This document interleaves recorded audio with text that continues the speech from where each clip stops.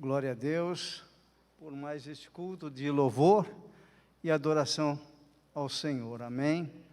Eu vou tirar a máscara, porque eu fui autorizado pelo pastor Marcelo. Eu não pedi, mas ele disse que aquele que estaria trazendo a palavra teria esse privilégio. Correto, pastor? Obrigado. Vamos orar. Pai, nós queremos descansar debaixo do teu poder. Queremos declarar que nós dependemos de ti, que nós necessitamos da tua graça, da tua misericórdia se renovando a cada manhã, a cada dia. E agora te pedimos, Senhor, para que o Senhor ministre a nós aquilo que tu tens para nos ensinar, para ministrar nos nossos corações, para nos conduzir e para nos direcionar em nome de Jesus. Amém. Vamos ler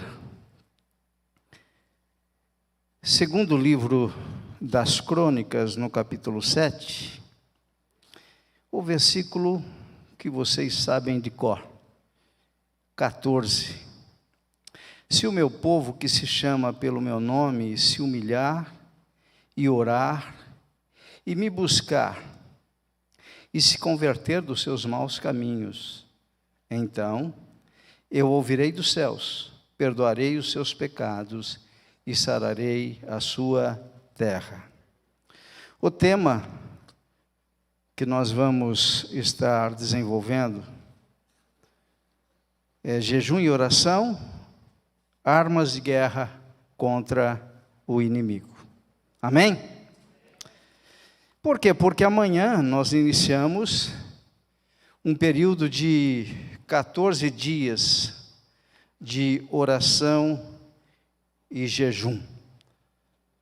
E então vamos buscar de Deus algumas orientações bíblicas a respeito desse assunto importante, porém não muito praticado no meio evangélico, e creio que agora é o momento oportuno para Deus nos levantar, para estarmos então orando, buscando a face dEle, nos humilhando perante Ele em jejum e em oração. Amém?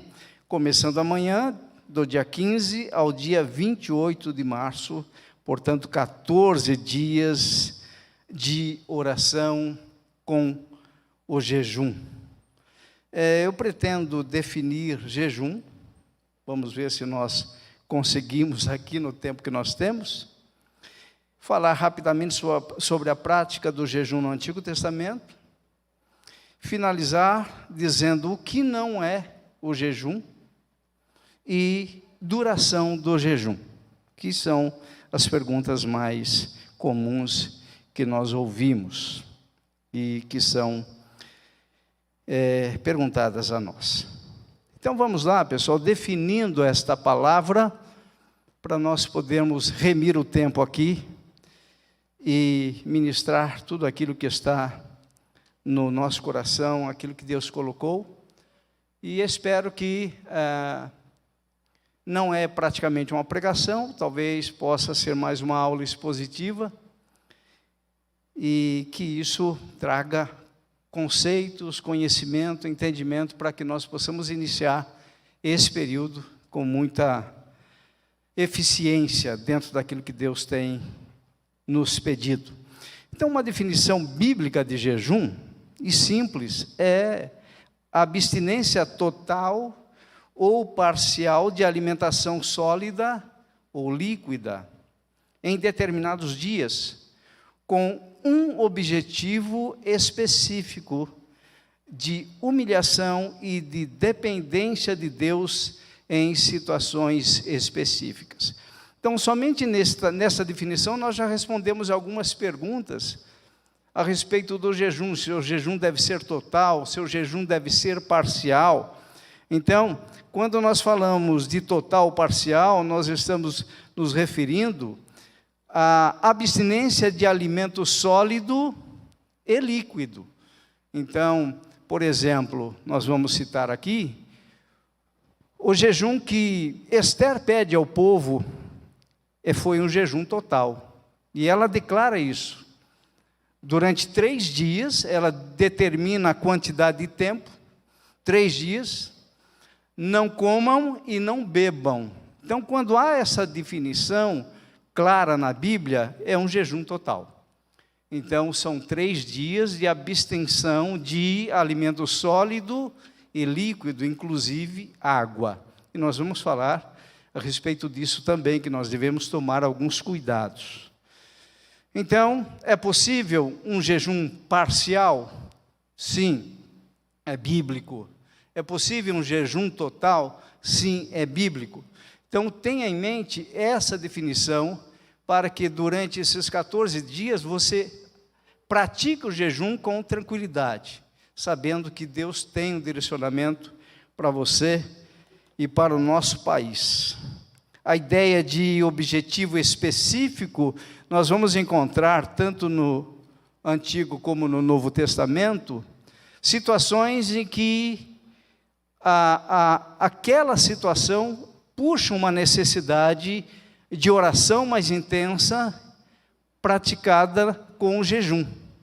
Eu costumo dizer que jejum e oração é mais ou menos como você utilizar a furadeira com impacto. Os homens que aqui estão sabem o que estou dizendo. Quando você vai usar a furadeira numa parede, e de repente aquela parede tem um tijolo fraco, sem problema nenhum, você liga a furadeira sem impacto e você consegue furar a parede. Entretanto, se você for numa região onde haja um pilar de concreto mais sólido, você tem que usar a furadeira com impacto. Então, tem situações que nós vamos ter que usar o impacto. E aí entra, então, esse acréscimo a mais na oração, que é o uso do jejum. Então, o jejum e oração são armas de guerra que Deus coloca nas nossas mãos, que Deus nos disponibiliza para nós vencermos o inimigo. Muito bem, então com essa introdução, com essa definição, vamos ver algumas situações no Antigo Testamento, situações de jejuns que nós encontramos. A primeira situação é o dia da expiação em Levítico 23, 27. Tá? Não precisam abrir, nós vamos apenas citar isso. O dia da expiação, vocês vão ouvir falar nele nos dias 15 e 16 de setembro. Se vocês prestarem atenção nas reportagens, vocês vão ouvir falar no período chamado de Yom Kippur, que é exatamente o dia da expiação dos judeus. Isso foi instituído na lei mosaica. Então, em Levítico, nós encontramos essa determinação divina para que o povo de Deus, para que o seu povo, para que os judeus observassem um dia de 24 horas, começando então no final da tarde de um dia, indo até o final da tarde do outro dia. Esse jejum, no dia da expiação, Yom significa dia e Kippur é perdão, é expiação. Então, o objetivo de Deus em estabelecer esse dia da expiação era mostrar ao povo a sua santidade, a sua pureza, para que pelo menos uma vez por ano o povo aplicasse ou praticasse esse jejum total no dia da expiação. Era um jejum total, inclusive, com abstinência de alimentação sólida e de alimentação líquida. Então, todo judeu, com exceção das mulheres grávidas, Deus toma esse cuidado. As mulheres grávidas e as crianças abaixo de 10 anos não eram obrigados a praticar esse tipo de jejum. Por quê? Porque é um jejum realmente que exige muito do organismo. Nós podemos, por exemplo, passar várias horas sem alimento. Entretanto, a água é extremamente importante para as atividades metabólicas do nosso organismo. Para vocês terem uma ideia, nós somos 70% de água. O que significa dizer? Que se nós, então, pegarmos um ser humano, colocarmos num liquidificador gigante, vamos, então, bater esse ser humano no liquidificador. E aí nós vamos coar, nós vamos ver que 70% daquela massa corporal é água. Então nós somos constituídos de água. O planeta Terra também tem 3/4 de água. Então a água é extremamente importante, por isso que jejuns totais, eles são raros. Você não vai encontrar na Bíblia jejum total costumeiramente. Então que você já esteja aprendendo isso, que é comum durante o jejum tomar água, e muita água, para que o organismo possa, então, metabolizar, para que o organismo possa ter saúde durante esse período. Então, ali nesse período chamado de Dia da Expiação, no Yom Kippur, os judeus, eles praticavam esse jejum total, para, então, através desse cerimonial, Deus, ele aceitava o cordeiro que deveria ser imaculado, um cordeiro sem defeito, que era oferecido pelos pecados.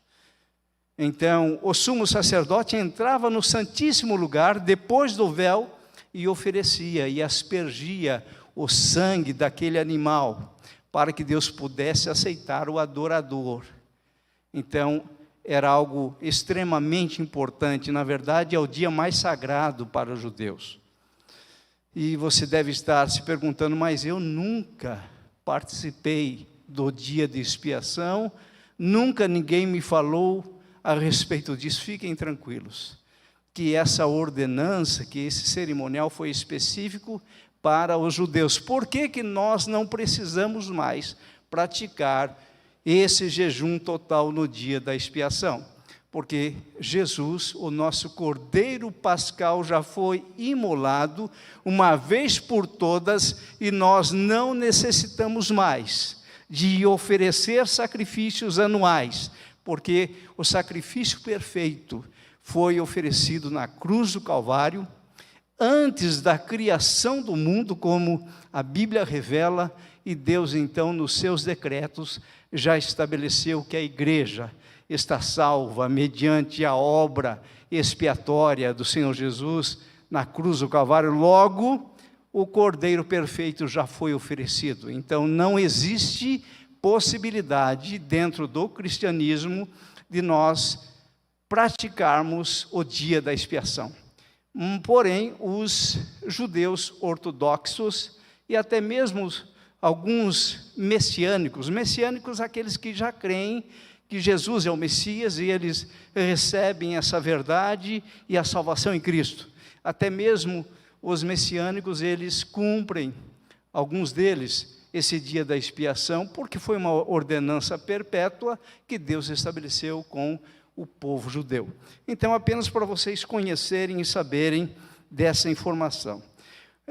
Uma outra situação interessante que você vai observar no Antigo Testamento, que em momentos de tristeza, em momentos de dor, de sofrimento, de luto, havia então a prática do jejum com a oração. Nós encontramos no segundo livro de Samuel, no capítulo 1, de 10 a 12, a morte de Saul.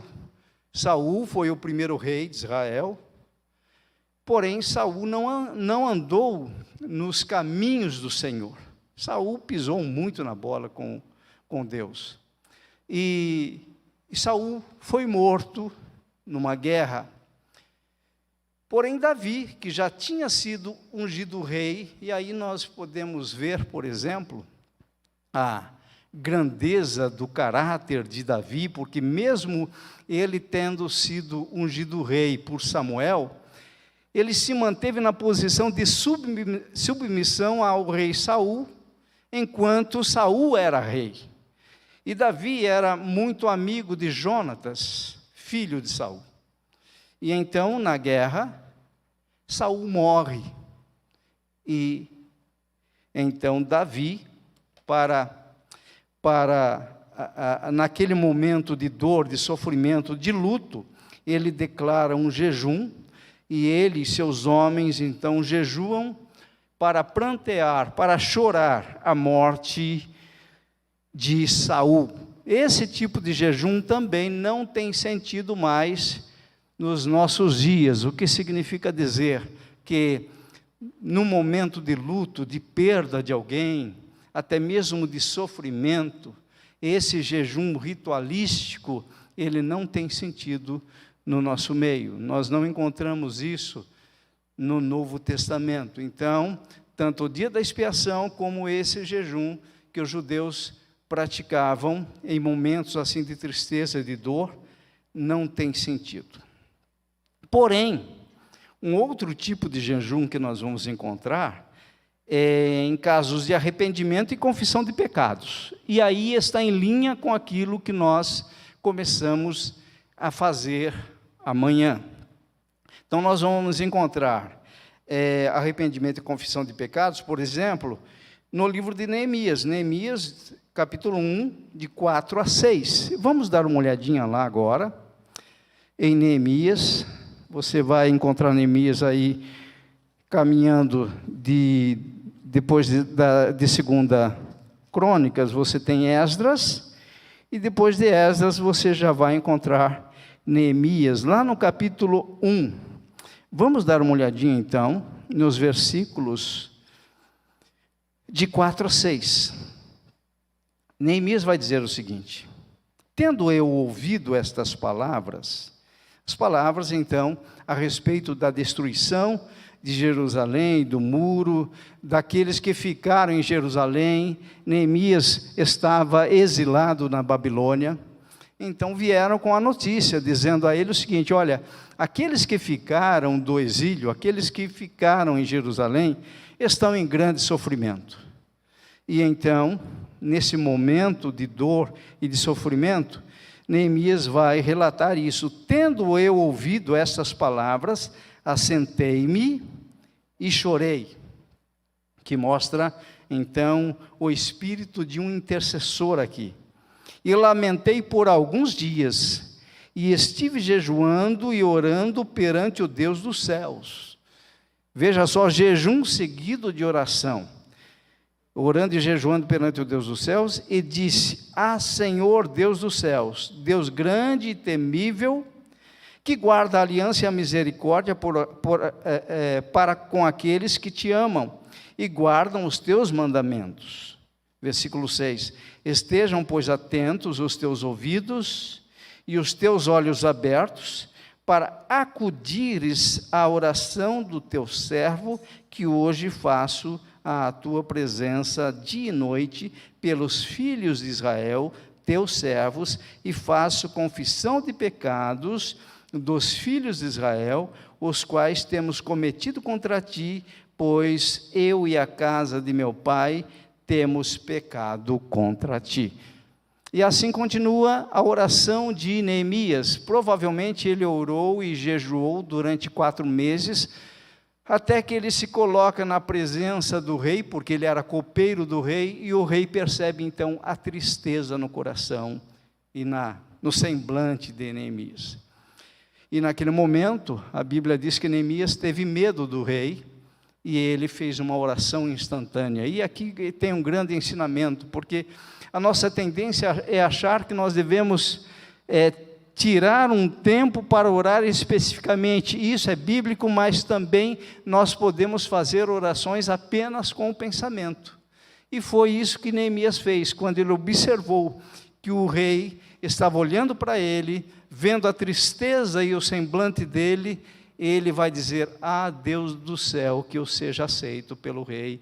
E assim Neemias começa a abrir o coração para o rei, e a benevolência do Senhor agiu no coração do rei ao ponto de liberar Neemias para sair de Suzã, na Babilônia, até Jerusalém, em linha reta aproximadamente 1000 quilômetros, para a reconstrução dos muros de Jerusalém.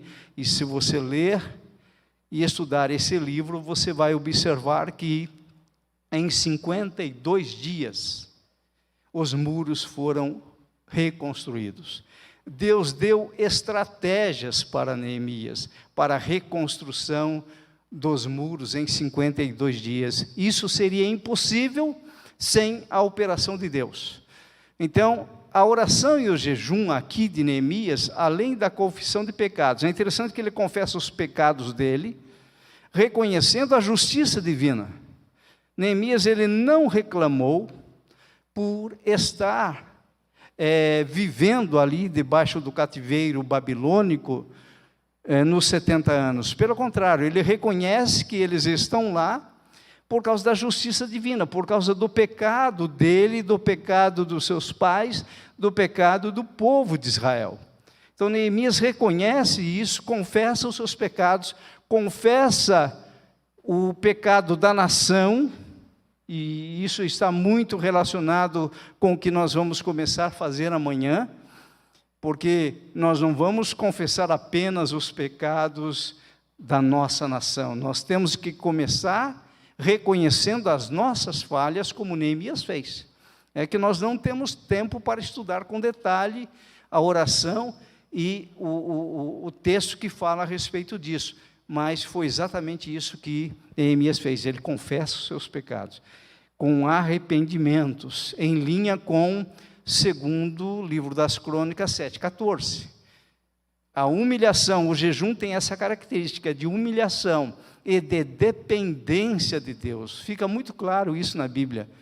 Todas as situações em que o povo jejuou e orou, a ideia foi de humilhar-se perante o Senhor e de declarar total dependência, dizendo: Senhor, nós não temos saída, nós precisamos do Senhor, nós nos rendemos perante o Senhor, nós declaramos nossa total dependência do Senhor.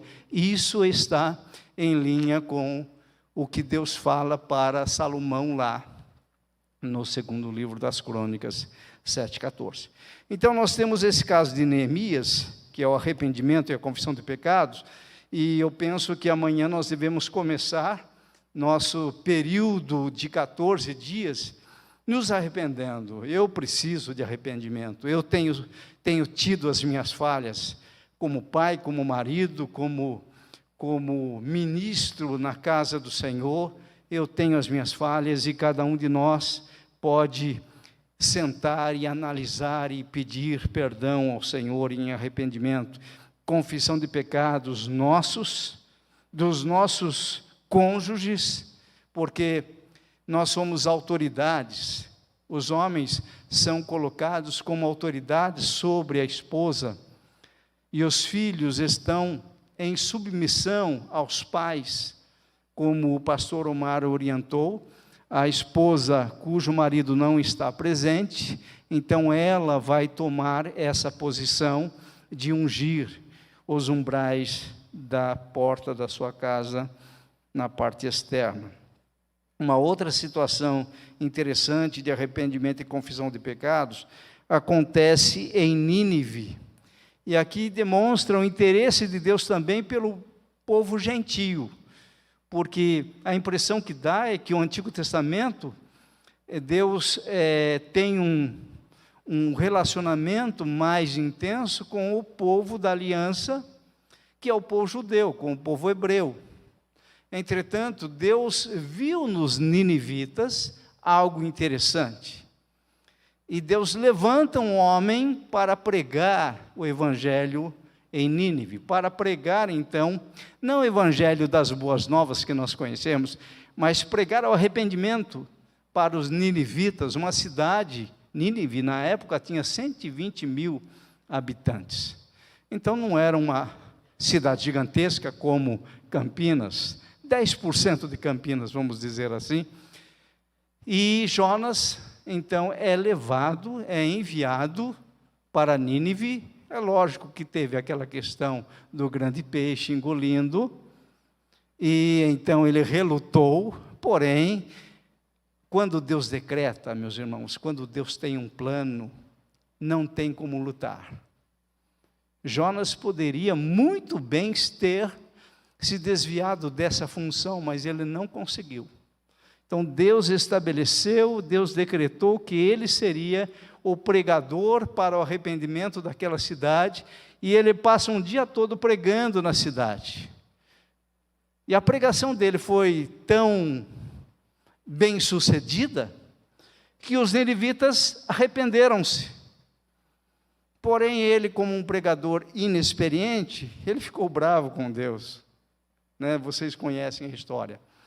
Mas por causa de uma pregação muito bem sucedida, fundamentada no poder do Espírito, na unção do Espírito, o Espírito Santo, então, ministra no coração dos ninivitas, e o rei de Nínive vai decretar, ele decretou jejum total, inclusive os animais. Talvez ele exigiu isso dos animais por desconhecimento bíblico. Interessante, né?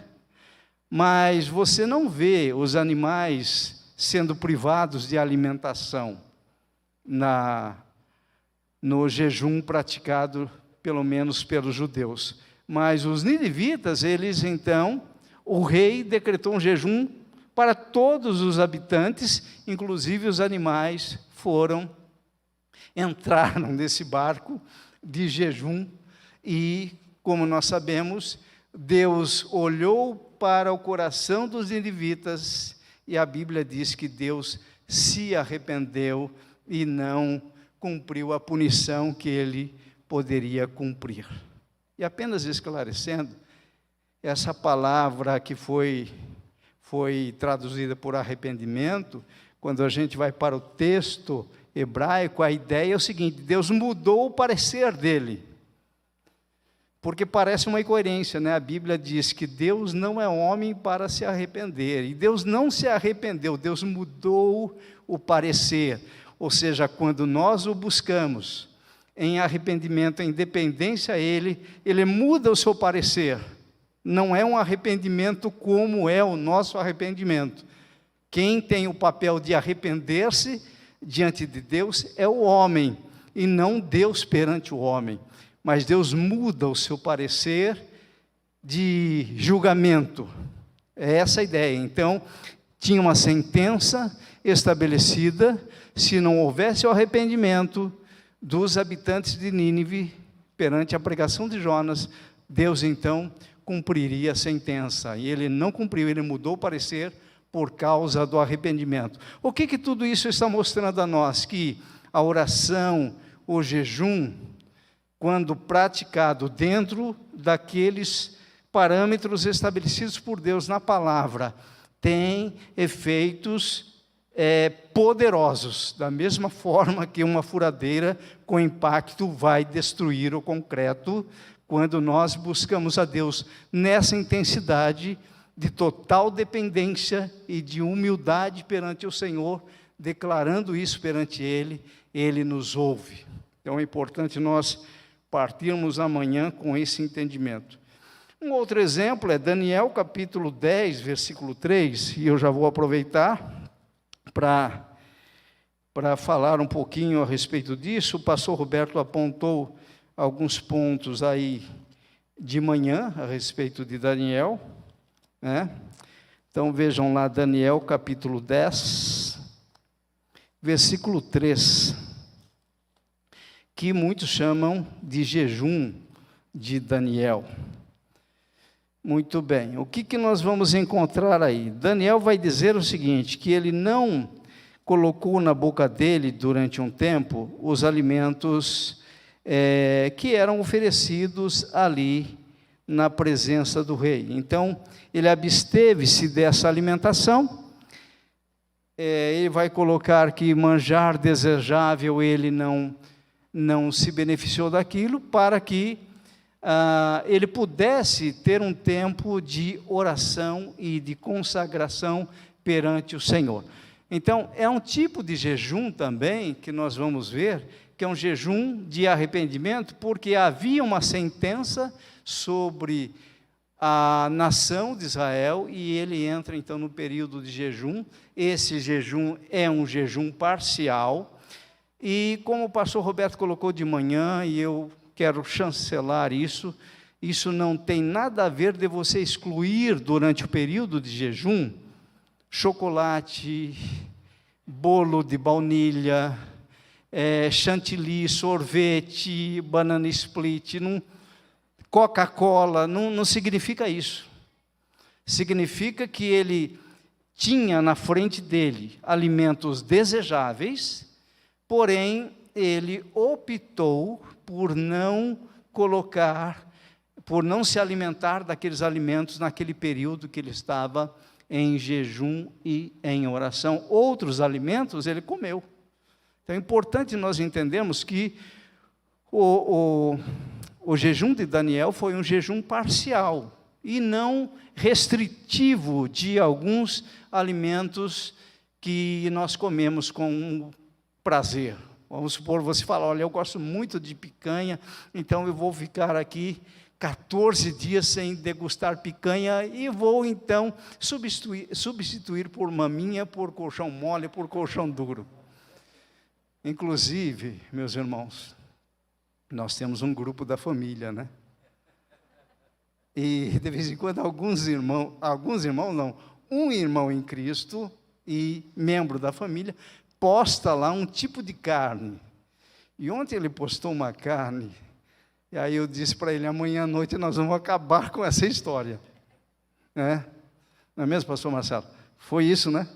Então, nós temos alguns alimentos preferidos, e por isso nós achamos que, tirando esse alimento da relação, nós estamos então agradando ao Senhor. Não tem nenhuma fundamentação bíblica esse tipo de jejum. Então, aprenda isso.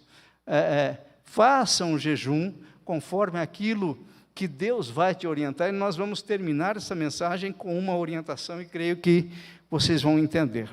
Então, temos aí a questão de Daniel. Agora, o que também nós observamos no Antigo Testamento, que o jejum era muito praticado em momentos de livramento, ou melhor, eles pediam livramento e proteção do Senhor, que está em linha também com os 14 dias. Nós estaremos durante esses dias pedindo a Deus livramento, pedindo proteção. Nós vamos focar na pandemia, porque não podemos continuar nesta situação de crescimento constante, de contaminação e mortes, principalmente no Brasil. Então nós vamos focar nisso, inclusive no cartaz, se for possível colocar aquele banner, o primeiro item lá está se referindo à pandemia, não dá para ler, pelo menos eu com a minha miopia não consigo ler. Está lá, pela regressão da pandemia, aqui dá para entender, pela regressão da pandemia, um clamor pela intervenção do Senhor e mobilização das igrejas do Brasil. Então nós temos ali 3 necessidades, uma necessidade maior que leva a outras necessidades, nós temos motivos. Então, lembrem disso, o jejum ele vai acontecer quando nós temos necessidades e nós temos motivos, e nós vamos ter como objetivo atender aquelas necessidades.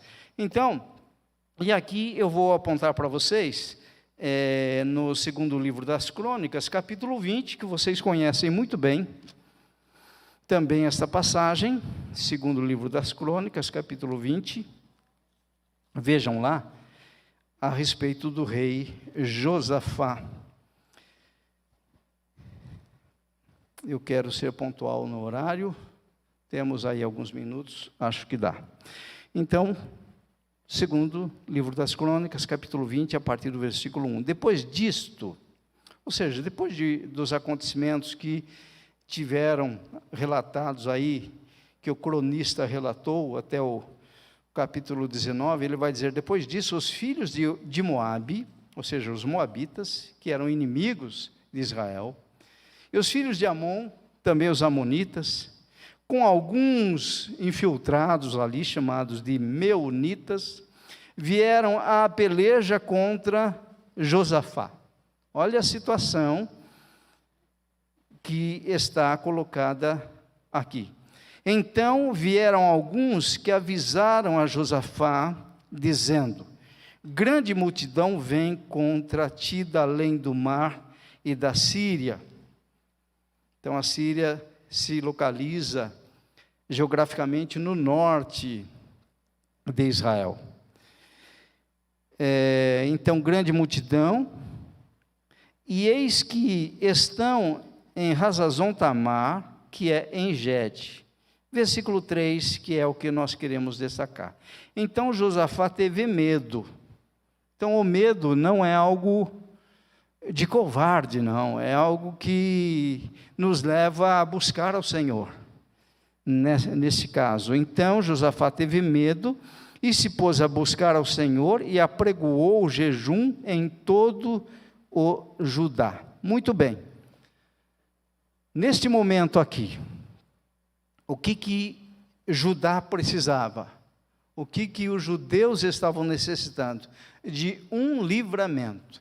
Porque 3 povos vindo contra Judá, era assim, tipo, vamos dizer, Rock Balboa contra Pastor Marcelo. Mais ou menos assim. Tá? Não tinha esperança nenhuma. Realmente. Eu poderia usar outro exemplo, mas ele é da família. Então, a gente briga depois lá no particular. Ou seja, era nocaute na certa. Então, 3 povos para lutar contra um povo frágil, um povo temeroso, porque o povo de Deus sempre foi um povo temeroso, frágil, por isso muito dependente de Deus. Glória a Deus por isso. E então, Josafá teve medo naturalmente, e ele não teve outra saída. Como um bom aprendiz de Salomão, que se meu povo, que se chama pelo meu nome, orar, se humilhar, então o que ele faz? Entra em humilhação perante Deus, em jejum, em oração, dependência de Deus. E então você vai observar, não vamos ter toda a passagem também, mas se você for agora para os versos 13 a 15, olha a resposta do Senhor. No capítulo 20, versos de 13 a 15. Todo Judá estava em pé diante do Senhor. Olha só a reverência. Então isso é uma outra informação que nós devemos ter para o nosso período de jejum nesses dias. Em pé diante do Senhor, como também as suas crianças, as suas mulheres e os seus filhos. Aqui a cultura judaica é maravilhosa. Nós devemos aprender muito com os judeus, a respeito da educação, do ensino, da reverência, do zelo pelo nome do Senhor. Então veio o Espírito do Senhor no meio da congregação. Isso eu acho tremendo também. O cuidado de Deus. Sabe aquele pai que chega e abraça o seu filho e fala: filho, eu estou contigo. Eu sou teu pai forte que vai te proteger.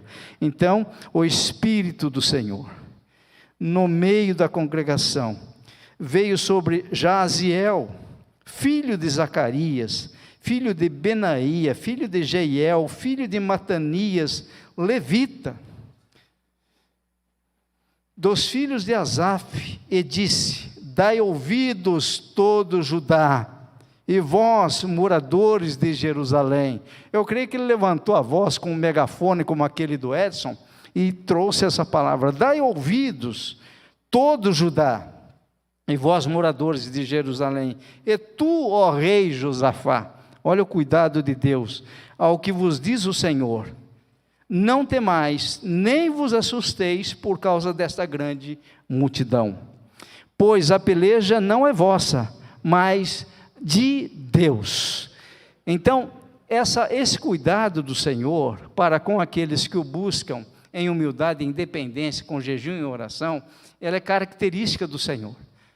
Então, vamos iniciar esses 14 dias com esses ensinamentos em mente, de que Deus, então, tem esse cuidado conosco, para que nós, apesar do nosso temor, quantos de nós não tememos a contaminação? É lógico que há uma preocupação, porém, quando nós buscarmos ao Senhor, Ele vem e nos abraça e Ele cuida para que nós fiquemos tranquilos com relação à sua operação nas nossas vidas. E então, caminhando já para o final, vamos ver mais alguns casos. Nós temos o caso de Esdras, no capítulo 8, que eu acho interessante compartilhar com vocês. Esdras, no capítulo 8. Então, Esdras já é o primeiro livro aí depois do segundo livro das Crônicas. Então, na verdade, é uma sequência aí. Esdras, capítulo 8, versículos 21 e 22. Esdras 8, vejam lá, que interessante. Esdras se coloca numa enrascada e o Senhor o livra dessa enrascada. É até engraçado o que essa passagem diz. Capítulo 8 de Esdras, 21 e 22, vai dizer assim: Então apregoei ali um jejum junto ao rio Ava, para nos humilharmos. Olha aí a ideia do jejum e a humilhação. Para nos humilharmos perante o nosso Deus, para lhe pedirmos jornada feliz, então aqui pedido de livramento, para nós, para nossos filhos e para tudo o que era nosso. Porque tive vergonha de pedir ao rei exército e cavaleiros para nos defenderem do inimigo no caminho, porquanto já lhe havia dito: a boa mão do Senhor, nosso Deus, é sobre todos os que o buscam, para o bem deles, mas a sua força e sua ira contra todos os que o abandonam. Então o que acontece? Esdras chega para o rei e faz essa declaração de fé, de que Deus, tudo bem, caiu a máscara, pode deixar, porque é muita coisa e pouco púlpito. Muito bem.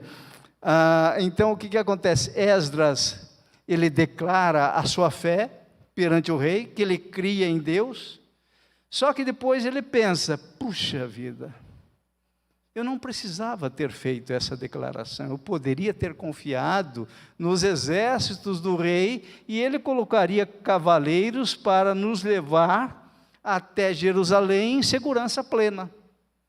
Mas como eu fiz uma declaração perante o rei, eu não tenho mais cara de chegar nele e pedir: rei, envia seus cavaleiros para nos proteger.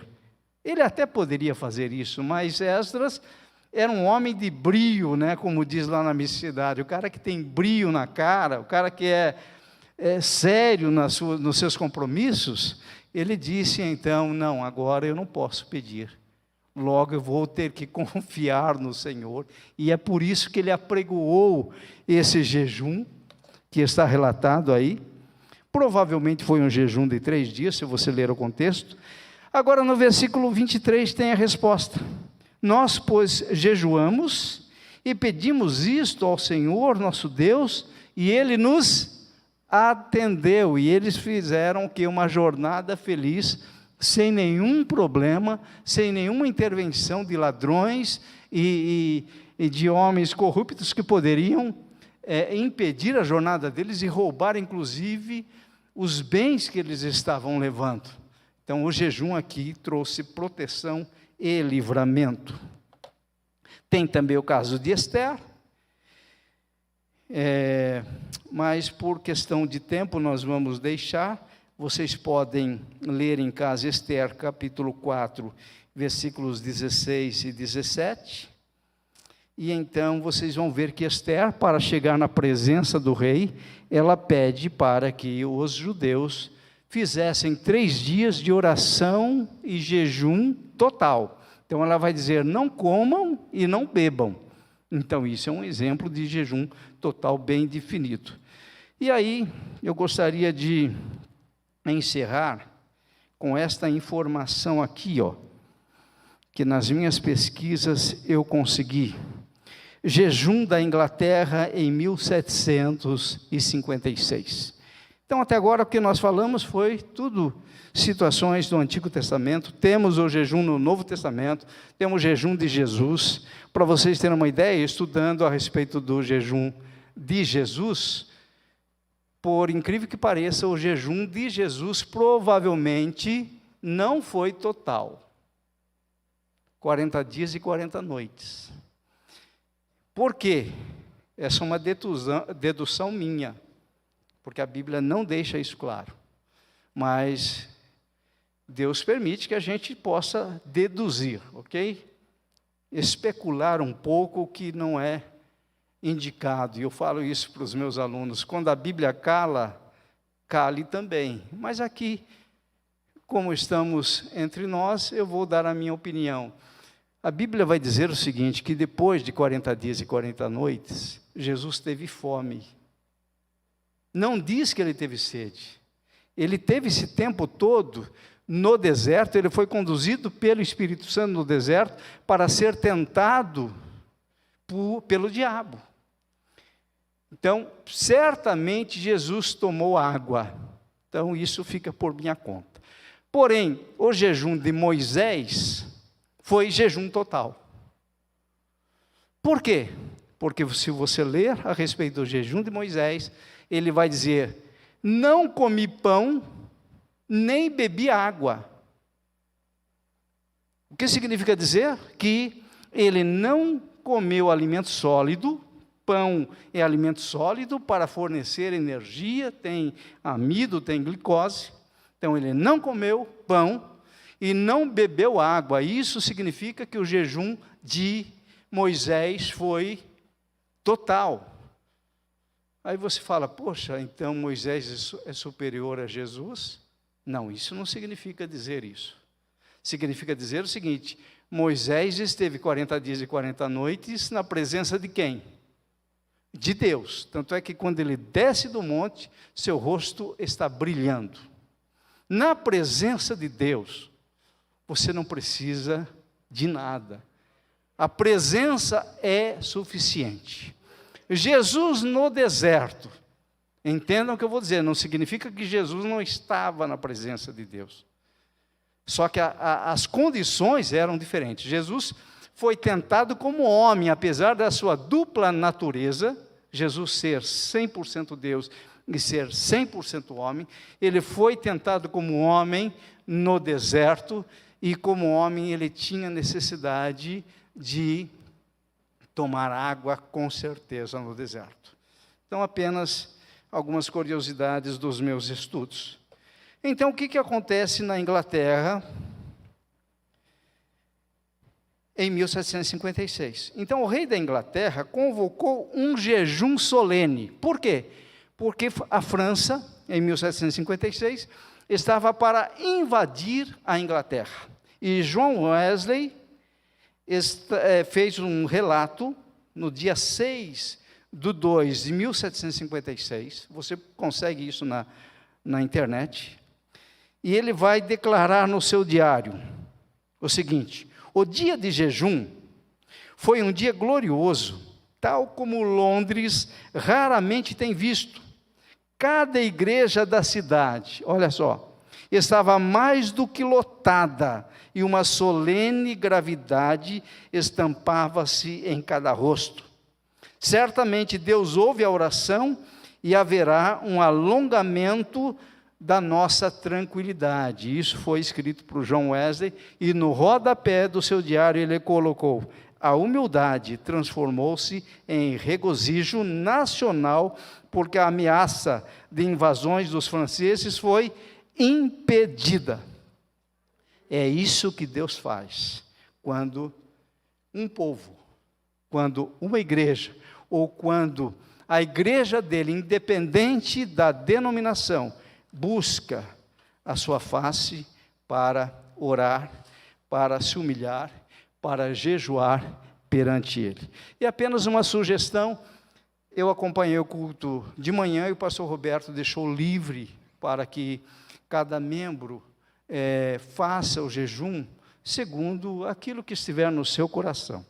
Mas eu estive pensando numa sugestão e eu espero que os irmãos me permitam isso, o próprio pastor Roberto me permita, o pastor Marcelo como vice-presidente. A minha sugestão é o seguinte, que nós, por exemplo, façamos um jejum durante uma refeição diária. Então, por exemplo, um exemplo, tá? Toma um café reforçado, principalmente com frutas e sucos, come alguma coisa de carboidrato, massa, né? Um pão, porque isso vai te dar energia. Lembrando que o jejum não significa sofrimento, tá? Então, isso vai te dar energia para você passar, e na hora do almoço, você então não almoça, você vai jejuar o almoço.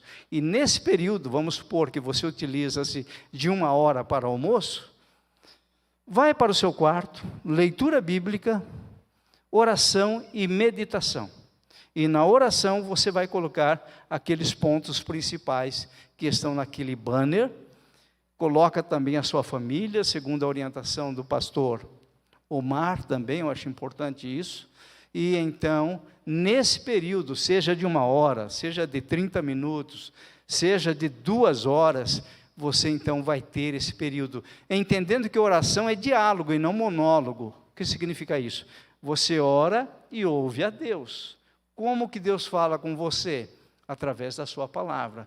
Por isso, a questão da oração, da leitura e da meditação no período devocional, aí especificamente para o jejum. À tarde, não tem problema nenhum você trabalhar. Tem alguns que estão trabalhando em home office, faz o trabalho. Se você, no café da tarde, quiser tirar também aquele período de oração, vai à tarde e ora também, e não toma o café da tarde. Encerra o jejum às 18 horas com uma alimentação leve para que você se sustente para o próximo dia, tá? Nesse período, então, vamos supor que você tome o café até às 8 horas, das 8 às 18 são 10 horas de jejum. Então, nesse período, em espírito de oração, mas não esqueçam de tirar aquele momento para oração, meditação e leitura da palavra. Meditem nesses pontos que nós apontamos aqui, vê novamente lá no YouTube a mensagem, puxa essas mensagens. Se eu errei em algum ponto, manda um WhatsApp dizendo, você errou aqui. Os meus alunos fazem isso. E então, se nós orarmos, se nós estivermos um período, então, das 8 às 18, são 10 horas, vezes 14 dias, são 140 horas, então, com essa intenção de jejum e oração. Isso é uma sugestão apenas, não é um direcionamento meu, nem do pastor Roberto, ele deixou livre. Se o almoço é difícil para você, de repente, você faça isso no momento do jantar. Mas o jejum requer realmente a abstenção de alimentação num período do dia, pelo menos. Tá? Então, ficar o dia todo, café da manhã, almoço, café da tarde, jantar, você não está jejuando. Então, é importante você abster-se de 1 ou 2 refeições para ter um momento de oração. Lembrando da mensagem do pastor Roberto, de nada adianta a oração sem vida cristã. É o que Isaías nos ensina ali no capítulo 58. O problema ali era individualismo e egoísmo. No momento em que eles deveriam estar buscando uma vida religiosa aprovada por Deus, não, eles buscavam seus próprios interesses, havia muito egoísmo, e também assim eles oravam e jejuavam. Deus falou: olha, isso não tem efeito nenhum perante a minha face. Então, o jejum existe, a oração existe. Vejam esses 3 pontos: oração, ou melhor, vamos começar com a vida cristã, ou seja, tendo cuidado com o pobre, com o necessitado, com o nu. Nós temos que pensar nisso, sabe? Fazer ofertas e se preocupar com aqueles que estão padecendo necessidade. Essa é a verdadeira religião no Antigo Testamento e no Novo. Tiago vai falar isso. Então, eu tenho que me preocupar com o meu próximo. Então, vida religiosa correta diante de Deus, vida de santidade, oração e jejum. Então, que isso não seja somente nos 14 dias, mas que se torne uma prática continuada. E para finalizar, o que não é jejum? Jejum não é penitência. Guardem isso. Não tem essa ideia de penitência, nem no Antigo, nem no Novo Testamento. Pelo contrário, o apóstolo Paulo, escrevendo aos Romanos, no capítulo 2, ele vai condenar essa prática. Ele chama esse tipo de prática de rigor ascético, ou seja, pessoas que se autoflagelam e acham que o jejum também é uma flagelação do corpo, e através desse autoflagelo, eles vão alcançar a Deus. Não, não é isso. O jejum é dependência e humilhação perante o Senhor. E não é, então, qual foi a palavra que eu usei? Não é penitência, não é penitência. Não é também regime alimentar. Tá? Então, se você quer emagrecer com o jejum, compra um e-book falando sobre jejum intermitente, e aí você faz o jejum intermitente e até emagrece. Então, o jejum não é para regime alimentar. Outra coisa, o jejum não é para você mostrar o quão espiritual você é. Isso era característico dos fariseus. Então, com essas orientações, eu espero que vocês pratiquem a partir de amanhã, nós que aqui estamos, e aqueles que estão nos acompanhando pela internet, aqueles que vão ouvir essa mensagem depois, que nós tenhamos essa prática do jejum bíblico para que Deus, então, seja honrado, seja glorificado e que nós possamos vencer essas dificuldades. Não só a questão da pandemia, mas nós precisamos colocar diante de Deus nossas autoridades, nosso presidente, o STF, nossos deputados, nossos senadores, nossos prefeitos, nossos vereadores, nossos pastores, que são os nossos líderes eclesiásticos, e que haja unidade entre o povo de Deus na nação brasileira. Oremos. Pai, nós queremos colocar diante do Senhor. E se o Senhor nos permite, ó Deus, estamos iniciando esse período de 14 dias, com a Tua graça, com a Tua misericórdia, com o entendimento do verdadeiro jejum. Ajuda-nos, Senhor, durante esse período, buscar a Tua face. Assim como Josafá buscou e o Senhor veio com respostas. Assim como Esther buscou, o Senhor deu vitória a ela. O Senhor deu vitória a Mordecai, seu tio. Ó Deus, assim como Neemias o buscou, e o Senhor deu a ele a vitória para voltar para Jerusalém e reconstruir os muros. Assim como Esdras, Senhor, buscou a Tua face, o Senhor o protegeu e o livrou dos salteadores. Ó Deus, em nome de Jesus, que o Senhor possa aceitar esse período.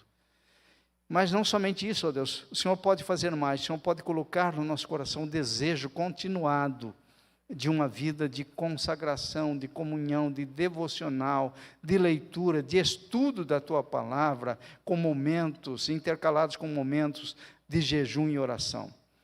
Faz isso na minha vida, faz isso na nossa vida, como Igreja Batista Ágape, como corpo de Cristo aqui nesta nação brasileira. Em nome de Jesus, amém. Pastor Marcelo, por favor. Amém. Louvado seja o nome do Senhor, amém?